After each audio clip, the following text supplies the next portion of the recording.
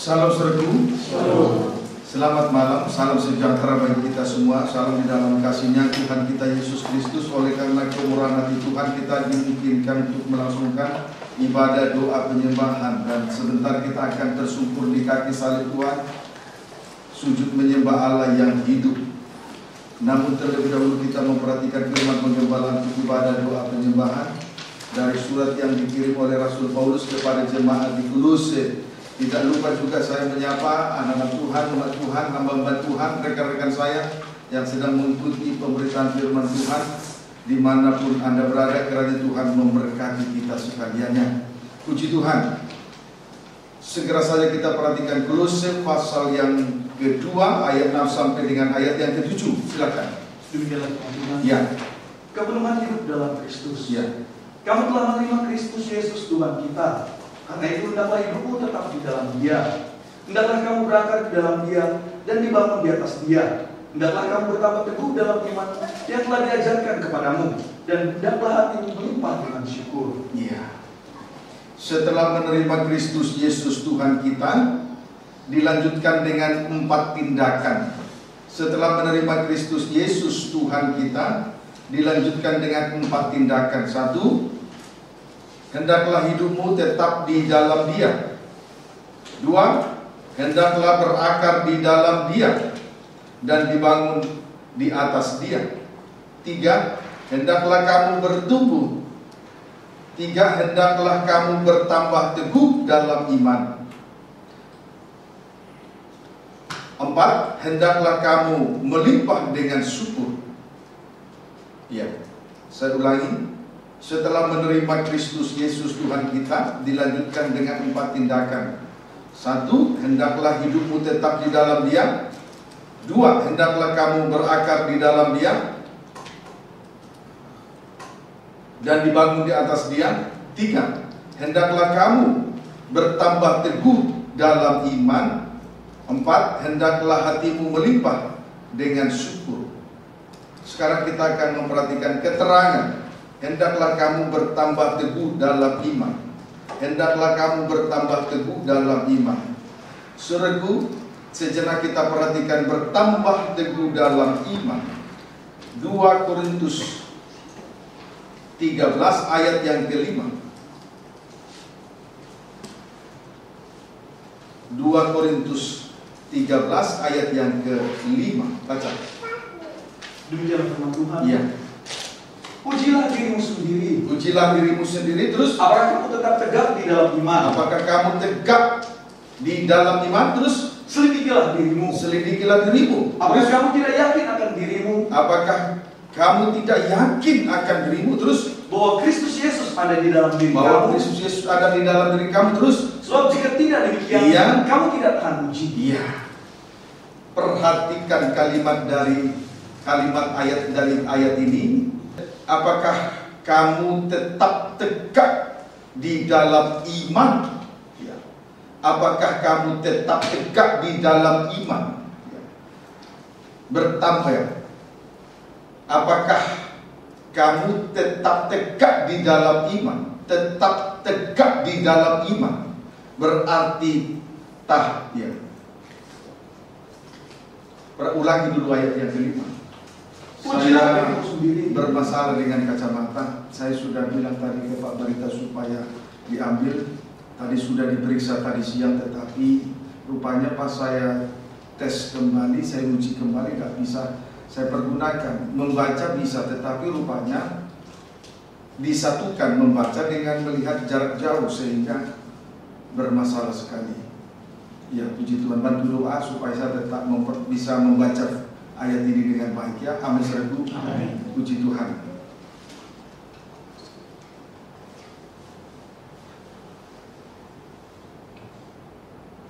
Ya, ulangi baca. Ujilah dirimu sendiri. Ujilah dirimu sendiri. Terus, apakah kamu tetap tegak di dalam iman? Ya. Selidikilah dirimu. Ya. Apakah kamu tidak yakin akan dirimu? Terus, bahwa Kristus Yesus ada di dalam diri kamu? Ya. Sebab jika tidak demikian, kamu tidak tahan uji. Ya. Tetap tegak di dalam iman. Tetap tegak di dalam iman artinya berarti tahan terhadap ujian. Tetap tegak dalam iman. berarti tahan terhadap ujian. Amin, saudaraku. Tegak di dalam iman artinya tahan terhadap ujian. Matius 7 ayat 24. Kita akan melihat beberapa jenis ujian di dalam Injil Matius pasal yang ke-7 ayat 24. Injil Matius pasal yang ke-7 ayat 24 sampai dengan ayat yang ke-25. Silakan. Ada dua macam dasar bangunan. Terus setiap orang yang mendengar perkataanku ini dan melakukannya, ia sama dengan orang yang bijaksana yang mendirikan rumahnya di atas batu. Terus kemudian turunlah hujan dan datanglah banjir. Lalu angin melanda rumah itu. Terus tetapi rumah itu tidak rubuh, sebab didirikan di atas batu. Tahan terhadap ujian. Tahan terhadap ujian karena rumah itu dibangun di atas batu. Tahan terhadap ujian sama seperti rumah yang dibangun di atas batu. Tahan terhadap ujian sama seperti rumah yang dibangun di atas batu. Dibangun di atas batu artinya dibangun di atas iman yang teguh. Dibangun di atas batu artinya dibangun di atas iman yang teguh. Batu sebagai dasar bangunan itu menuju kepada korban Kristus. Batu sebagai dasar bangunan itu menuju kepada korban Kristus, sama dengan iman yang teguh. Sama dengan iman yang teguh. Amin, saudaraku. Puji Tuhan. Ada 3 jenis ujian di sini kita perhatikan. Ada 3 jenis ujian, yaitu 1. Turunlah hujan. 2. Datanglah banjir. 3. Angin melanda rumah itu. Ada 3 jenis ujian. Ada 3 jenis ujian yang dihadapi oleh rumah yang dibangun di atas batu, di atas dasar batu, yaitu 1. Turunlah hujan. 2. Datanglah banjir. 3. Angin melanda rumah itu. Kita akan ikuti satu persatu. Terlebih dahulu kita perhatikan tentang turunlah hujan. Tentang titik 2, turunlah hujan, menunjuk ujian yang datang dari atas. Ini menunjuk ujian yang datang dari atas. Efesus 6 ayat 11 sampai 12. Kita segera melihat, memperhatikan ujian yang datang dari atas di dalam Efesus pasal yang ke-6 ayat 11 sampai 12. Boleh baca ayat 10 mulai. Terus perlengkapan rohani. Akhirnya hendaklah kamu kuat di dalam Tuhan. Kuat di dalam Tuhan. Terus di dalam kekuatan kuasanya. Di dalam kekuatan kuasanya. Berarti teguh di dalam iman. Amin, saudaraku. Berarti teguh di dalam iman. Hendaklah kamu kuat di dalam Tuhan. Di dalam kekuatan kuasanya. Berarti teguh di dalam iman. Puji Tuhan. Kekuatan kita berasal dari kuasa salib. Berarti teguh dalam iman. Amin, saudaraku. Kemudian 11 sampai 12. Kenakanlah seluruh perlengkapan senjata Allah, supaya kamu dapat bertahan melawan tipu muslihat iblis. Terus, karena perjuangan kita bukanlah melawan darah dan daging. Kita berjuang bukan melawan manusia, sesama manusia. Terus, tetapi melawan pemerintah-pemerintah. Terus, melawan penguasa-penguasa. Terus, melawan penghulu-penghulu dunia yang gelap ini. Terus, melawan roh-roh jahat di udara. Puji Tuhan. Perjuangan kita bukan melawan darah dan daging, bukan melawan sesama manusia, tetapi melawan roh-roh jahat di udara dengan segala tipu muslihatnya. Jadi jangan sampai ada yang keliru di dalam perjuangannya. Habis itu banyak di antara kita tersinggung kalau dikoreksi, tapi tidak tahan uji dalam kehidupan sehari-hari. Sok suci tapi tidak tahan uji. Ketika dikoreksi tersinggung seperti kanak-kanak, tapi tidak berani membuktikan dirinya tahan uji. Puji Tuhan. Paham, saudaraku? Puji Tuhan. Berkali-kali sebetulnya saya ingatkan, tersinggung, dikit-dikit tersinggung, padahal tidak berani membuktikan dirinya tahan uji.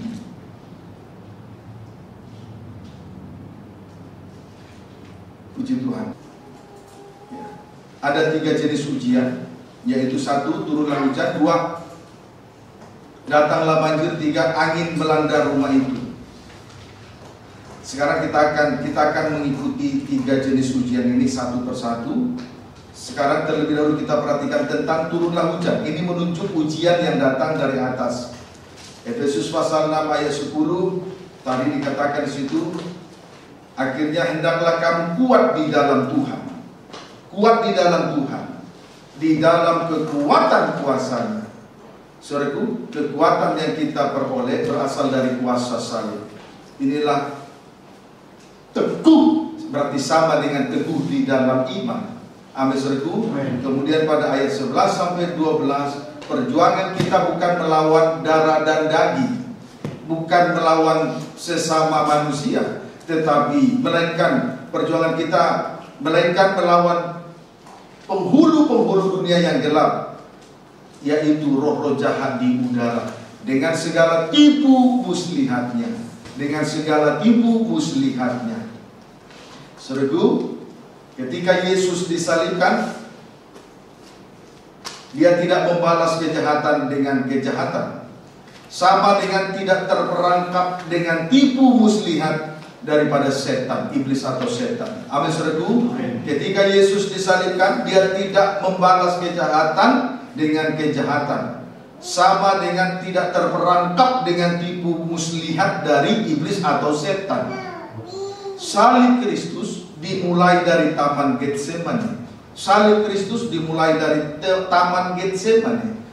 Sejenak kita perhatikan Injil Matius pasal 26 ayat 49. Injil Matius pasal 26 ayat 49.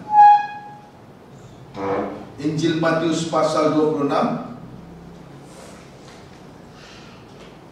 ayat 49 sampai dengan ayat yang ke-50 terlebih dahulu. Yesus ditangkap. Boleh baca ayat 48. Orang yang menyerahkan Dia telah memberitahukan tanda ini kepada mereka. Iya. Orang yang akan kucium, Iya. itulah Dia. Tangkaplah Dia. Tangkaplah Dia. Ayat 49. Dan segera ia maju mendapatkan Yesus dan Iya. berkata, Iya. Salam Rabi. Ya. Salam Rabi, terus Lalu mencium Dia. lalu Yudas mencium Yesus. Ayat 50. Tetapi Yesus berkata kepadanya, Yesus berkata kepadanya, Hai teman, hai teman. untuk itu kan kau datang. Bukan hai musuh, tetapi Yesus berkata, hai teman, untuk itu kan kau datang. Terus Maka majulah mereka memegang Yesus dan menangkapnya. puji Tuhan, Yesus, pendeknya Yesus tidak membalas pengkhianatan Yudas. Yesus tidak membalas pengkhianatan Yudas. Sebaliknya, Yudas dianggap sebagai teman, bukan musuh yang harus dilawan. Apa saudaraku? Sebaliknya, Yudas dianggap teman, bukan musuh yang harus dilawan. Jadi firman Tuhan itu betul-betul mendarah daging di dalam kehidupan pribadi Yesus Kristus. Ayat 51.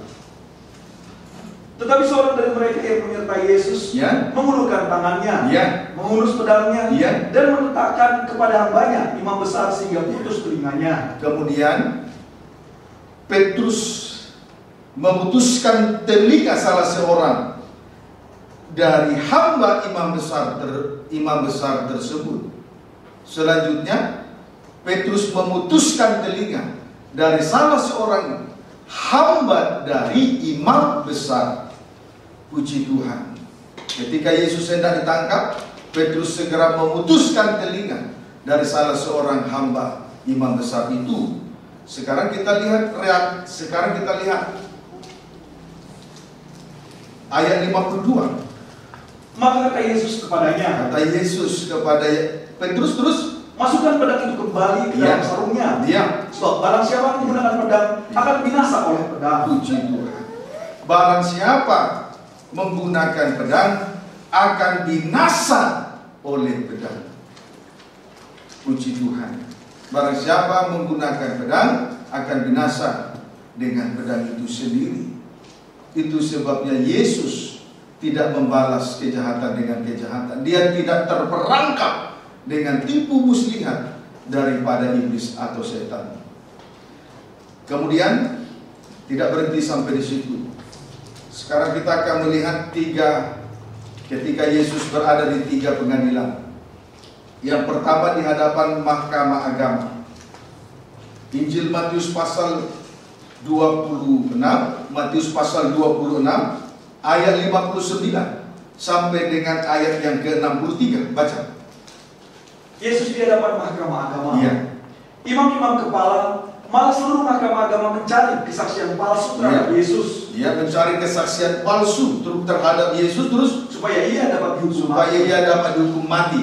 Terus, tetapi mereka tidak memperolehnya. Iya. Walaupun tampil banyak saksi dusta. Banyak saksi dusta. Terus, tetapi akhirnya tampillah 2 orang. Puji Tuhan. Terus baca sampai 63. Ia mengatakan, orang ini berkata, aku dapat merobohkan bait Allah dan membangunnya kembali dalam 3 hari. Terus, lalu imam besar itu berdiri dan berkata kepadanya, tidakkah engkau memberi jawab atas tuduhan-tuduhan saksi-saksi ini terhadap engkau? Tuduhan saksi-saksi palsu. Ayat 63. Terus, tetapi Yesus tetap diam. Diam saja. Terus, lalu kata imam besar itu kepadanya, demi Allah yang hidup, katakanlah kepada kami, apakah engkau Mesias anak Allah atau tidak? Puji Tuhan.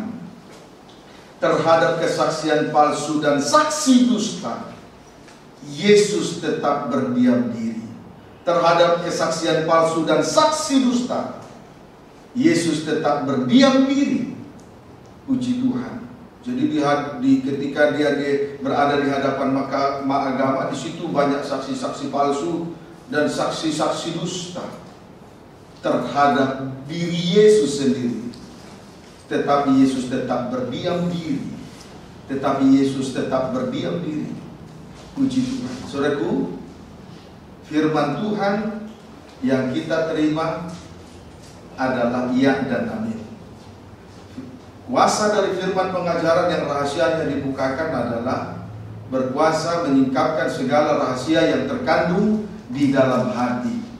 Tetapi itu pun terkadang kita jengkel, bahkan hendak membalas kejahatan dengan kejahatan. Tetapi di sini kita melihat terhadap kesaksian palsu dan saksi dusta, Yesus tetap berdiam diri. Amin. Puji Tuhan. Kiranya dapat dipahami dengan baik. Selanjutnya, Imam Besar Kayafas bertanya, apakah engkau Mesias? Apakah engkau Mesias? Kemudian kita membaca ayat yang berikutnya. Baca. Jawab Yesus. Jawab Yesus. Terus, engkau telah mengatakannya. Akan tetapi aku berkata kepadamu, mulai sekarang kamu akan melihat Anak Manusia duduk di sebelah kanan yang Maha Kuasa dan datang di atas awan-awan di langit. Mesias berarti kehidupan yang diurapi. Mesias itu menunjuk kepada kehidupan yang diurapi. Dalam Perjanjian Lama ada 3 golongan yang diurapi. 1, raja. 2, imam-imam. 3, seorang nabi. Puji Tuhan, seorang nabi. Haleluya. Jadi imamat, jadi 3 golongan ini itu adalah imamat yang rajani di dalam memberitakan perbuatan-perbuatannya besar dari Dia. Puji Tuhan. Harus banyak mengalami sengsara karena salib, aniaya karena firman. Namun mulut tetap harus berdiam. Puji Tuhan. Kemudian di hadapan Pilatus, yang kedua di hadapan Pilatus. Injil Matius pasal 27 ayat 12 sampai 14. Injil Matius 27 ayat 12 sampai 14. Terus Yesus di hadapan Pilatus. Tetapi atas tuduhan yang diajukan imam-imam kepala dan tua-tua terhadap dia tidak memberi jawaban. Boleh baca ayat 11 mulai dulu. Lalu Yesus dihadapkan kepada wali negeri. Terus dan wali negeri bertanya kepadanya, engkau kan raja orang Yahudi? Engkau kan raja orang Yahudi. Terus jawab Yesus, engkau sendiri mengatakannya. Terus tetapi atas tuduhan yang diajukan imam-imam kepala dan tua-tua terhadap dia tidak memberi jawab apapun. Tidak memberi jawab apapun. Terus maka kata Pilatus kepadanya, tidakkah engkau dengar betapa banyaknya tuduhan saksi-saksi ini terhadap engkau? Tetapi ia tidak menjawab suatu kata pun, sehingga wali negeri itu sangat heran. banyak tuduhan yang diajukan oleh imam-imam kepala dan tua-tua dari orang-orang Yahudi. Namun Yesus tetap berdiam diri, tidak membuka mulut, sama dengan tidak membalas kejahatan dengan kejahatan. Amin, saudaraku. Amin. Puji Tuhan. Saudaraku, perhatikan, hal ini harus diperhatikan dengan baik oleh orang-orang yang sudah melayani, khususnya imam-imam. Tidak boleh dengan mudah tersinggung. Tugas seorang imam, tugas seorang pelayan Tuhan adalah membawa berita pendamaian, memberitakan perbuatan-perbuatan yang besar dari Dia, membawa berita pendamaian. Tidak boleh tersinggung, mudah tersinggung. Sekalipun banyak tuduhan-tuduhan oleh saksi-saksi yang tidak benar. Amin, saudaraku. Puji Tuhan. Tuduhan-tuduhan yang diajukan oleh imam-imam kepala dan tua-tua orang-orang Yahudi itu tidak ada yang benar. Tapi Yesus tetap berdiam diri saja. Sudah titik. Puji Tuhan. Ini harus diperhatikan oleh seorang imam, oleh seorang pelayan Tuhan. Dapat dipahami, saudaraku? Puji Tuhan. Haleluya. Sekarang yang ketiga, di hadapan Raja Herodes.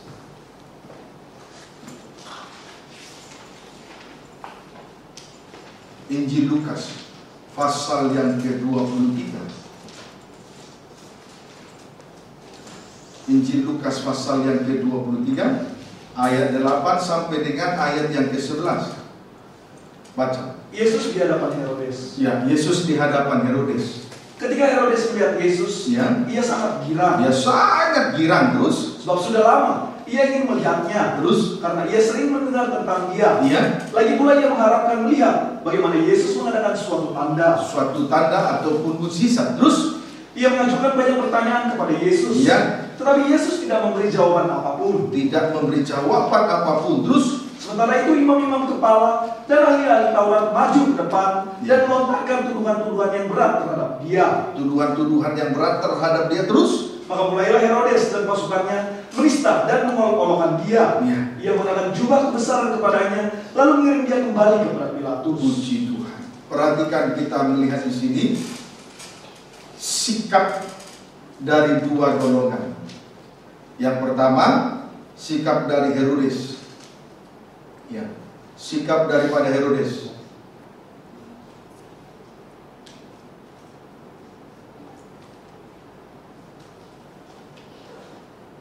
Ia mengharapkan melihat bagaimana Yesus mengadakan suatu tanda. Herodes mengharapkan melihat bagaimana Yesus mengadakan suatu tanda. Puji Tuhan. Saudaraku, kalau pengikutan pengiringan kita hanya mengharapkan, menginginkan suatu tanda-tanda heran ataupun mukjizat-mukjizat, tetapi salib dikecilkan, tidak ada artinya. Sama seperti orang-orang Yahudi tersandung terhadap pemberitaan firman tentang salib, karena orang-orang Yahudi hanya menghendaki tanda-tanda heran ataupun mukjizat-mukjizat.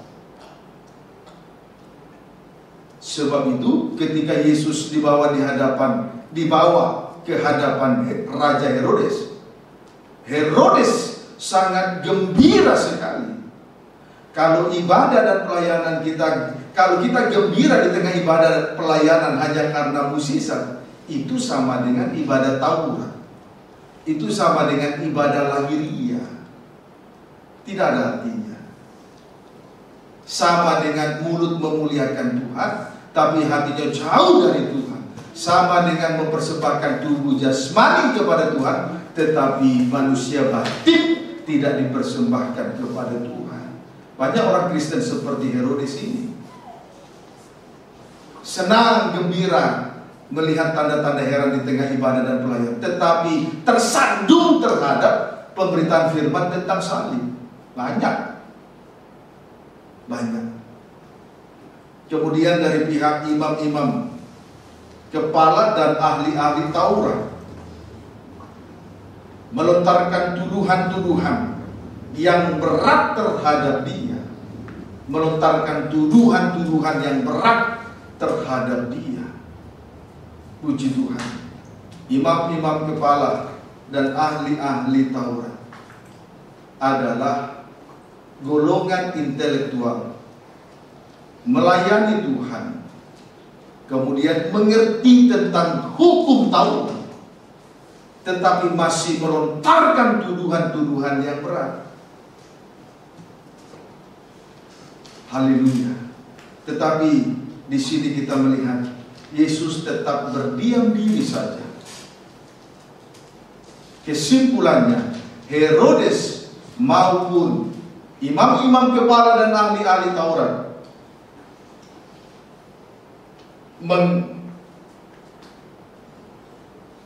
mengolok-olok dia.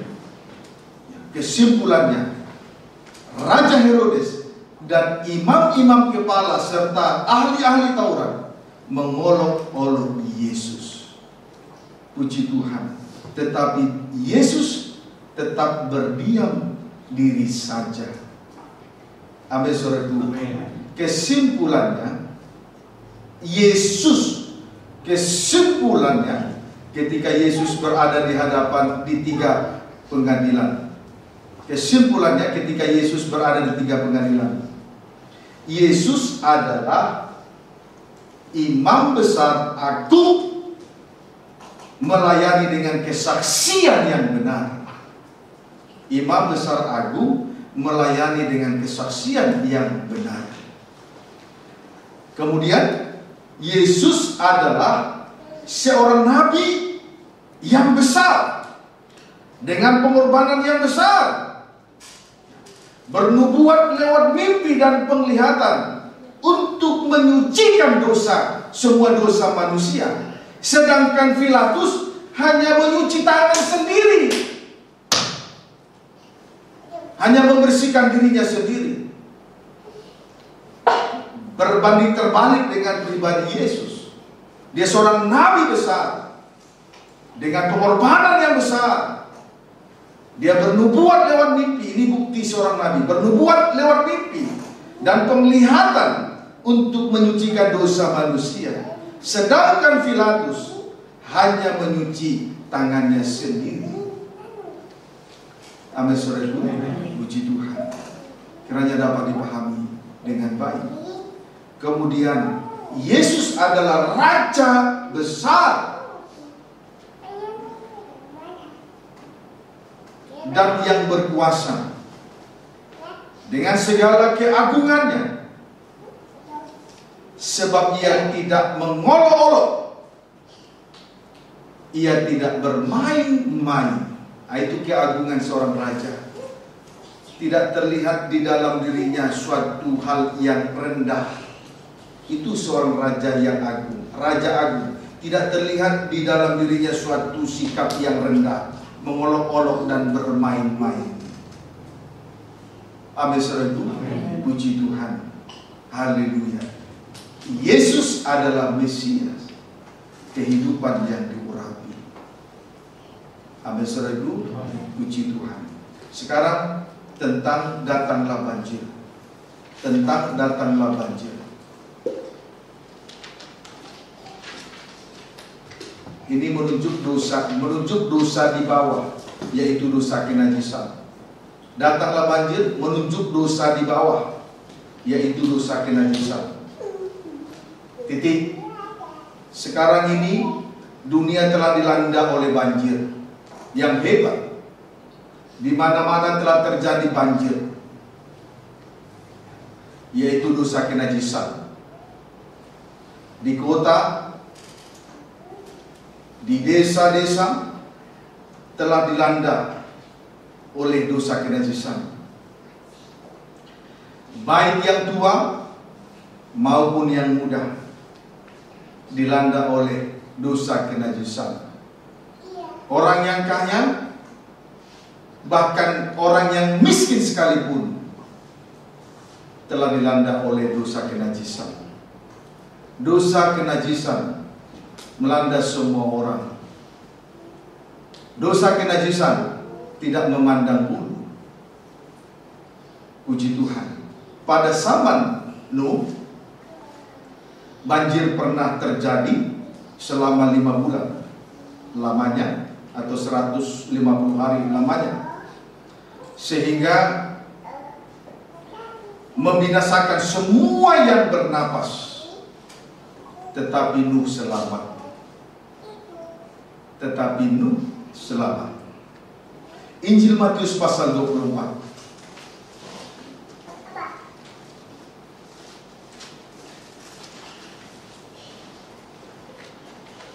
Injil Matius 24 ayat 37 sampai dengan 38. Ya, silakan. Nasihat supaya berjaga-jaga. Ya. Sebab sebagaimana halnya pada zaman Nuh. Sebagaimana halnya pada zaman Nuh, terus demikian pula halnya kelak pada kedatangan anak manusia. Demikian pula halnya kelak pada kedatangan anak manusia, menjelang kedatangan manusia, sama seperti kejadian pada zaman Nuh. Terus sebab sebagaimana mereka ada zaman diulangi. Ya. Sebab sebagaimana mereka ada zaman, sebab sebagaimana mereka pada zaman sebelum air bah itu makan dan minum, kawin dan mengawinkan, sampai kepada hari Nuh masuk ke dalam bahtera. Puji Tuhan. Ya. Sebelum air bah itu melanda, lihat kejadian pada zaman Nuh, peristiwa pada zaman Nuh sebelum terjadi air bah, mereka dikuasai oleh dosa. 2, strip pertama, dosa makan dan minum. Ya, dosa makan dan minum itu dosa kedagingan. Ya, itu dosa yang ditimbulkan oleh daging dengan segala tabiat-tabiatnya. Misalnya dosa merokok, minuman keras, narkoba, dan lain sebagainya. Kemudian strip yang kedua, dosa kawin mengawinkan. Ini menunjuk kepada dosa kenajisan. Puji Tuhan. Dan di hari-hari terakhir ini, dunia sedang dilanda oleh dosa kenajisan. Bukan hanya menimpa orang bukan hanya menimpa orang kaya, tetapi menimpa orang yang miskin sekalipun. Bukan hanya menimpa orang yang memiliki wajah yang cakap, tetapi juga menimpa orang yang memiliki wajah yang jelek sekalipun. Tidak hanya menimpa orang yang muda, tetapi menimpa orang yang sudah tua. Jadi dosa kenajisan itu tidak memandang bulu, dan kenajisan itu sudah merajalela, menunjukkan bahwa kedatangan Tuhan sudah tidak lama lagi. Amin. Puji Tuhan. Haleluya. Kiranya dapat dipahami dengan baik. Ibrani pasal 11 ayat yang ke-7.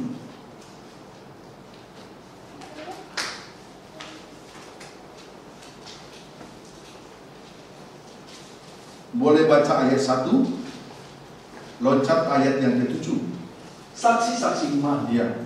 Iman adalah dasar dari segala sesuatu. Iman adalah dasar iman. Definisi daripada iman, 2. Terus adalah dasar dari segala sesuatu yang kita harapkan. Dasar dari segala sesuatu yang kita harapkan, strip pertama. Strip yang kedua, dan bukti dari segala sesuatu yang tidak kita. Definisi daripada iman ialah 2.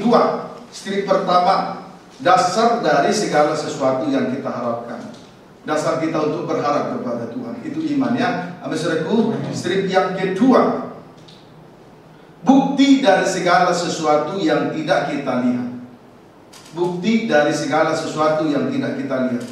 Sama dengan percaya walaupun tidak melihat. Itu iman. Amin, saudaraku. Sekarang loncat ayat 7. Siapa yang memiliki iman di sini? Antara lain tokoh-tokoh iman. Antara lain ayat yang ke-7. Karena iman, maka Nuh dengan petunjuk Allah tentang sesuatu yang belum kelihatan. Tentang sesuatu yang belum kelihatan. Terus dengan taat mempersiapkan bahtera untuk menyelamatkan keluarganya. Dia taat mempersiapkan Batra untuk menyelamatkan keluarganya. Terus, Dan karena iman itu ia menghukum dunia. karena iman itu ia menghukum dunia. Terus, Dan ia ditentukan untuk menerima kebenaran sesuai dengan imannya. puji Tuhan. Dengan iman yang teguh, Nuh taat mempersiapkan Batra untuk menyelamatkan keluarganya. Dengan iman yang teguh, Nuh taat mempersiapkan Batra untuk menyelamatkan keluarganya. Puji Tuhan. Haleluya. Sekalipun dia belum melihat apa yang akan terjadi, tetapi dia taat mempersiapkan Batra untuk menyelamatkan keluarganya. Menunjukkan bahwa Nuh ini hidup dengan iman atau memiliki iman yang teguh. Kiranya dapat dipahami dengan baik. Amin, saudaraku. Kemudian kalau kita perhatikan, dan karena iman itu ia menghukum dunia. Andai kata Nuh tidak memiliki iman yang teguh, maka manusia atau segala yang bernapas tidak mungkin dihukum sampai mati. Apa artinya Tuhan menciptakan langit, bumi, dan segala isinya? Apa artinya manusia menciptakan segala yang bernapas kalau akhirnya dibinasakan? Sebab itu, oleh karena iman, ia menghukum dunia ini. Amin, saudara. Puji Tuhan. Itu harus dipahami dengan baik. Haleluya. Biar kita semua memiliki iman yang teguh. Berarti tahan terhadap ujian. Kiranya dapat dipahami dengan baik. Ya, amin, saudara. 2 Petrus 2. Boleh dibaca lagi dulu ayat 7 tadi sebelum. Dan karena iman itu ia menghukum dunia, dan ia ditentukan untuk menerima kebenaran sesuai, kemudian, dan ia ditentukan untuk menerima kebenaran sesuai dengan imannya.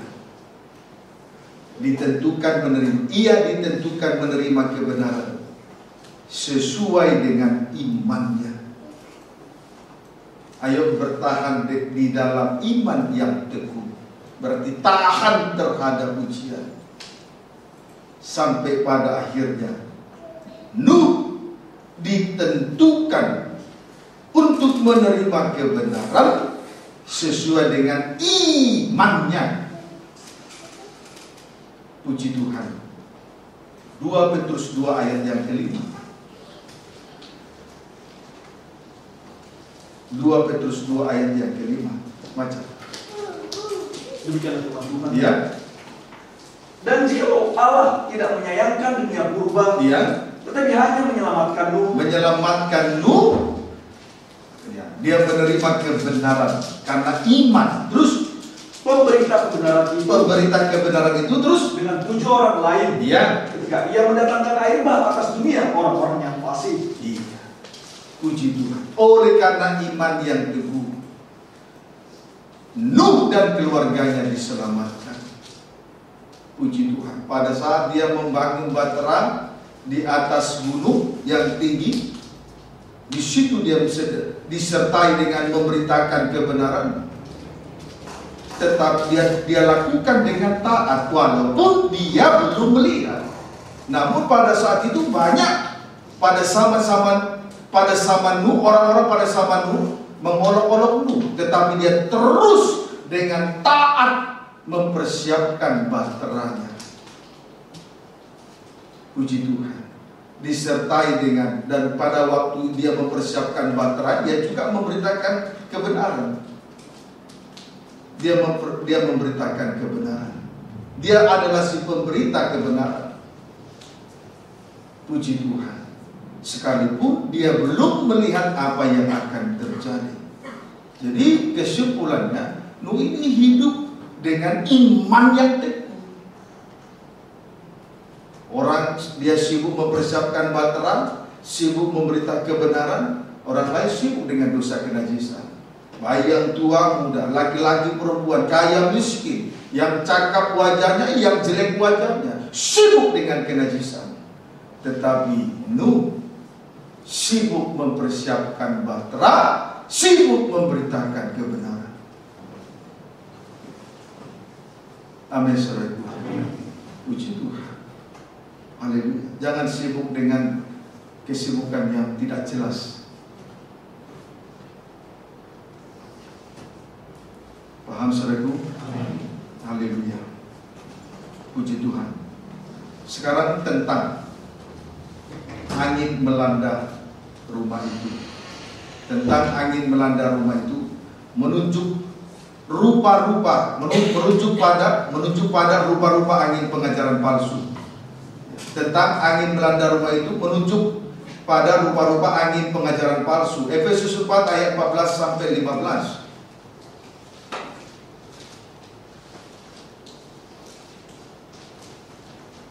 Efesus 4 ayat 14 sampai 15.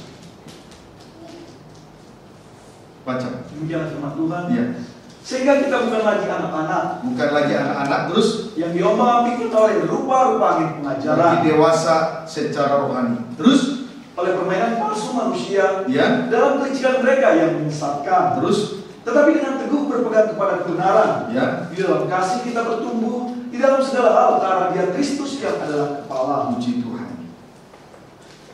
Kalau gereja Tuhan telah mencapai kedewasaan rohani, maka terlihat di sini dengan jelas tidak mudah diombang-ambingkan oleh angin-angin pengajaran palsu. Kalau gereja Tuhan telah mencapai kedewasaan rohani, tidak mudah diombang-ambingkan oleh angin-angin pengajaran palsu.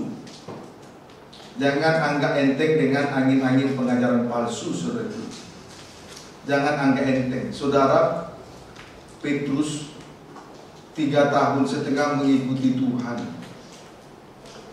Ya. Pada saat dia berjalan di atas air, untuk sesaat dia bisa berjalan di atas air. Tetapi setelah dirasanya tiupan angin sepoi-sepoi, bukan angin kencang, tiupan angin sepoi-sepoi, mulai dirasa tiupan angin sepoi-sepoi, mulailah dia tenggelam. Jadi jangan anggap enteng dengan angin-angin pengajaran palsu, yaitu firman yang ditambahkan dengan firman yang dikurangkan. Jangan sampai putus asa, anggap enteng didikan, putus asa lalu ambil jalan kesimpulan. Karena tidak tahan terhadap pengajaran mempelai dan pengajaran tabernakel, dosa dikoreksi senantiasa, lalu dia ambil jalan pintas dan berkata, di mana saja beribadah selamat. Saya tidak bisa rekomendasikan Anda, saudara, beribadah di sembarangan tempat lalu ada jaminan keselamatan.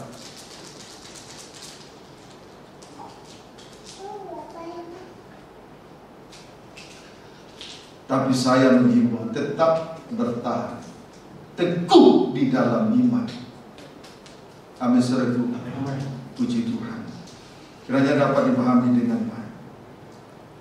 Angin-angin pengajaran palsu itu menuju kepada firman yang ditambahkan dan dikurangkan. Firman yang ditambahkan berarti menyampaikan 1-2 ayat lalu ditambahkan atau disertai dengan cerita-cerita isapan jempol, dongeng nenek tua, tahayul, filsafat manusia yang kosong. Kemudian firman yang dikurangkan, artinya pemberitaan firman tentang salib diganti dengan 2 hal. 1, teologi kemakmuran, artinya orang Kristen tidak boleh miskin, harus kaya.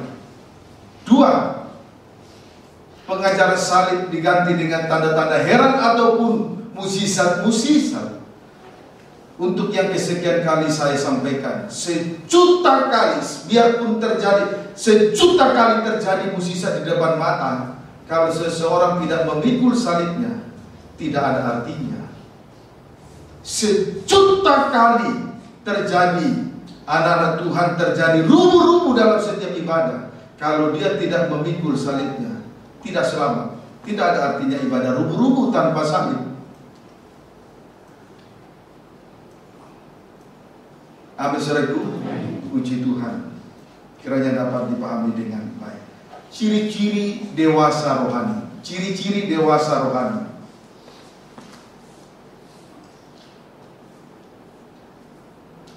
Berpegang teguh kepada kebenaran. Boleh dibaca dulu ayat yang ke-15 tadi. Tetapi dengan teguh berpegang kepada kebenaran, Ya. di dalam kasih kita bertumbuh, Ya. di dalam segala hal, karena Dia Kristus yang adalah kepala. Ciri-ciri dewasa rohani titik 2, strip pertama, berpegang teguh kepada kebenaran. Berpegang teguh kepada kebenaran. Sama dengan iman yang teguh. Itu menuju kepada pengajaran salib. Sebab kebenaran yang sejati berasal dari salib. Di luar salib tidak ada lagi kebenaran. Strip yang kedua, pertumbuhan rohaninya mengarah kepada Kristus sebagai kepala. Pertumbuhan rohaninya mengarah kepada Kristus sebagai kepala. Puji Tuhan. Berarti saudaraku, beribadah tidak ditentukan oleh manusia. Beribadah dan melayani Tuhan tidak ditentukan oleh oknum atau manusia dengan tanda kutip. Kiranya dapat dipahami dengan baik. Amin saudaraku. Puji Tuhan. Dampak positif. Sekarang kita akan maju. Dampak positif teguh dalam iman. Dampak positif teguh dalam iman. Yakobus 1 ayat 3.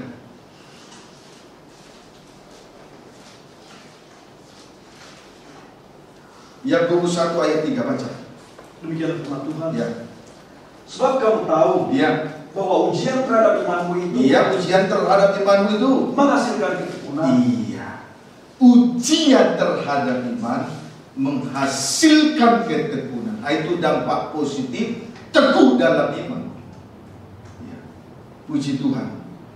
Ujian terhadap iman menghasilkan ketekunan. Ayat yang sama juga pernah disampaikan oleh Rasul Paulus kepada jemaat di Roma. Pasal yang ke-5 ayat 3.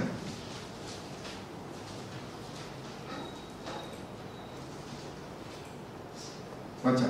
Hasil pembenaran. Hasil pembenaran. Perhatikan hasil pembenaran. Terus, Dan bukan hanya itu saja, bukan hanya itu saja, terus kita malah bermegah juga dalam kesengsaraan kita. bermegah dalam kesengsaraan, sangkal diri pikul salib, terus Karena kita tahu Ya. bahwa kesengsaraan itu menimbulkan ketekunan. iya.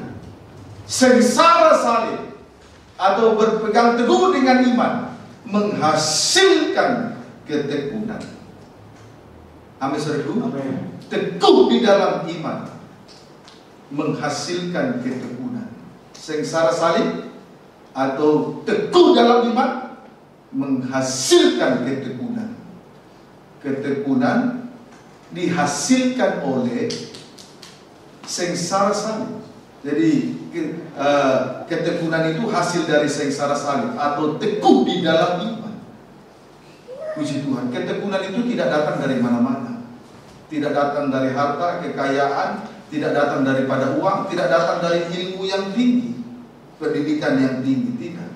Ketekunan itu hasil dari sengsara salib.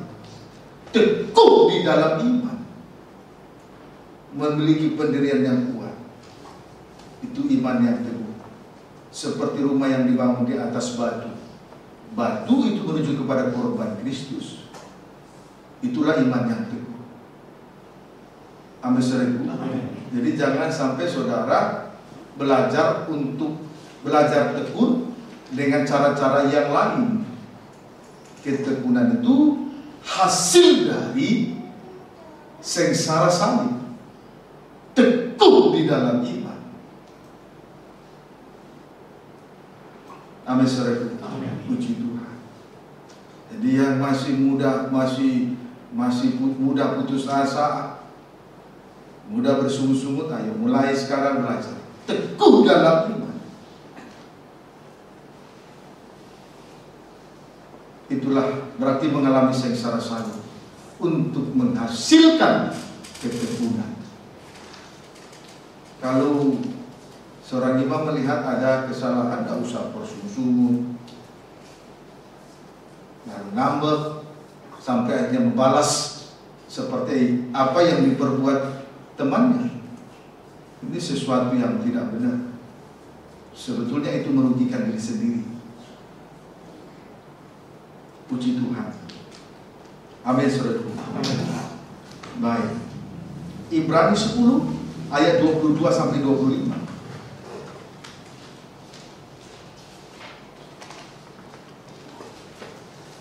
Miliki iman yang teguh, legowo, berjiwa besar, jangan berjiwa kerdil, mudah putus asa, cengeng, mudah bersungut-sungut, kemudian suka bermegah, membesar-besarkan pemberian. Itu berjiwa kerdil. Harus berjiwa besar. Amin, saudaraku. Itu iman yang teguh. Kiranya dapat dipahami dengan baik. Ibrani 10 ayat 22 sampai 25. Ketekunan. Ya. Karena itu marilah kita menghadap Allah, Ya. dengan hati yang tulus ikhlas. Tulus ikhlas Dan keyakinan iman. keyakinan iman yang teguh terus. Oleh karena hati kita telah dibersihkan Ya. dari orang yang jahat. Ya. Dan tubuh kita telah dibasuh dengan air yang murni. Iya. Iman yang teguh adalah tanda bahwa hati telah dibersihkan dari hati nurani yang jahat, dan tubuh kita telah dibasuh dengan air yang murni. Puji Tuhan. Maka ayat 23, Marilah kita teguh berpegang pada pengakuan tentang pengharapan kita. akan lanjut sampai kepada teguh kepada pengharapan. Amin, saudaraku. Teguh dalam iman, kemudian lanjut teguh kepada pengharapan sampai ayat 24.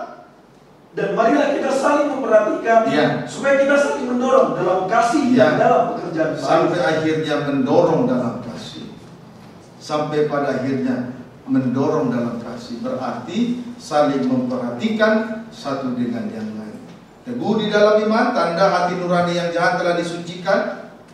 Teguh dalam pengharapan, lanjut lagi, teguh dalam pengharapan. Kemudian saling mendorong dalam kasih, berarti saling memperhatikan satu dengan yang lain. Kemudian ayat 25. Janganlah kita menjauhkan diri dari pertemuan-pertemuan ibadah kita, Ya. seperti dibiasakan oleh beberapa orang. Terus, Tetapi marilah kita saling menasihati, Ya. dan semakin giat melakukannya menjelang hari Tuhan yang dekat. jangan menjauhkan diri dari pertemuan-pertemuan ibadah kita. Kaitannya adalah iman, harap, kasih. Amin, saudaraku. Amin. Jangan menjauhkan diri dari pertemuan-pertemuan ibadah. Kaitannya adalah dengan iman, harap, dan kasih. Itu kaitannya. Step pertama, iman. Itu menunjuk ketekunan dalam ibadah, pendalaman Alkitab disertai dengan perjamuan suci. Kemudian harap, menunjuk ketekunan dalam ibadah raya minggu disertai dengan kesaksian. Iman menunjuk ketekunan dalam ibadah pendalaman Alkitab disertai perjamuan suci. Harap menunjuk ketekunan dalam ibadah raya minggu disertai kesaksian. Kasih menunjuk ketekunan dalam ibadah doa penyembahan seperti malam ini. Amin, saudaraku. Puji Tuhan. Haleluya. Jadi dampak positif iman yang teguh atau tahan terhadap ujian menghasilkan ketekunan. Kiranya dapat dipahami dengan baik. Amin, saudaraku. Puji Tuhan. Baik. Sekarang ayat 27. Tetapi yang ada ialah kematian yang memulihkan. Ayat 26.